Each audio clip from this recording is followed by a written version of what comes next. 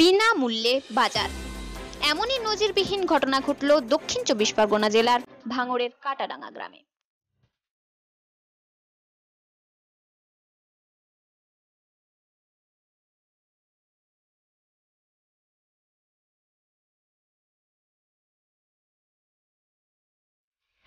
এলাকার কয়েকজন ব্যবসায়ী ও সমাজসেবীদের উদ্যোগে গ্রামের সমস্ত দরিদ্র পরিবারকে বিনামূল্যে বাজার দেওয়া হয়।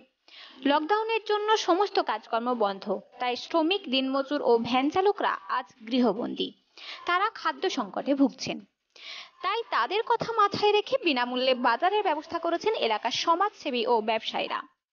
গ্রামের মানুষজন আসছেন আর তাদের পছন্দ মতো খাদ্য সামগ্রী তুলে নিচ্ছেন। চাল, ডাল, আলু, তেল, পেঁয়াজ ছাড়াও রয়েছে বিভিন্ন ধরনের সবজি। আপনার পছন্দ হলে সমস্ত ধরনের দ্রব্যাদি নিতে পারেন। এমনই নজিরবিহীন ঘটনা দেখা গিয়েছে দক্ষিণ ২৪ পরগনার ভাঙড়ের কাটাডাঙ্গা গ্রামে।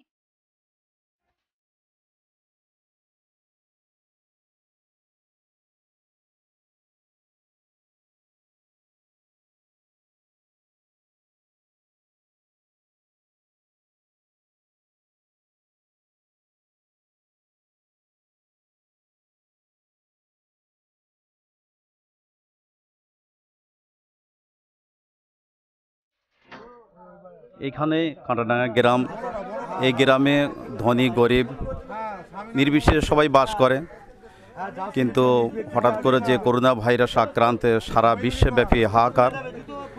আমাদের কেন্দ্র সরকার এবং রাজ্য সরকার যে লকডাউন ঘোষণা করেছেন, সেই ঘোষণার পক্ষপাতী আমরাও সেই ঘোষণা মেনে চলছি।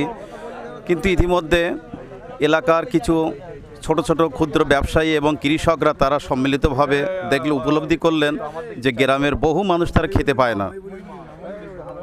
তো সেজন্য তারা এই একটা সিদ্ধান্ত নিয়েছে, বিনা পয়সায় বাজার, বিনামূল্যে।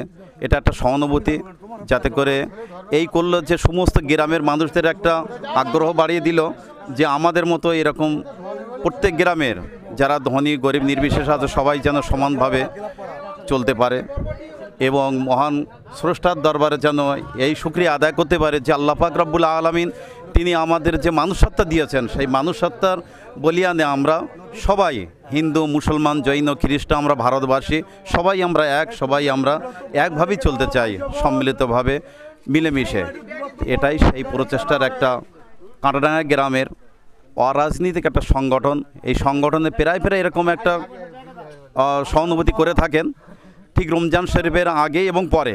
তো এবারে করোনা ভাইরাসের আক্রান্তে লকডাউন ঘোষণার পরে রমজান শরীফের আগেই আমার কাটাডাঙ্গার যুবক ভাই বন্ধুরা এটা শুরু করে দিয়েছে। আমি এই মসজিদের ইমাম, আমি এদের সাধুবাদ জানাই এবং সেই সাথে সাথে সারা ভারতবর্ষের মানুষকেও সাধুবাদ জানাই যে তাঁরা যেন কেন্দ্র সরকার, রাজ্য সরকারের সমস্ত ঘোষণা অনুযায়ী যেন চলেন, সবাই যেন সম্মিলিত সরকারের যে সমস্ত নির্দেশিকা, সেই নির্দেশিকা যেন সবাই মেনে চলে। এটা আমাদের রাসূল পাক সাল্লাল্লাহু আলাইহি ওয়াসাল্লাম শিক্ষা দিয়েছেন, সেই শিক্ষায় আমরা উদ্বুদ্ধ হয়েছি। সেই শিক্ষা যেন আরও আমরা পেতে পারি এবং আমরা সবাই মানুষ এই কথাটাই যেন মাথায় রাখতে পারি।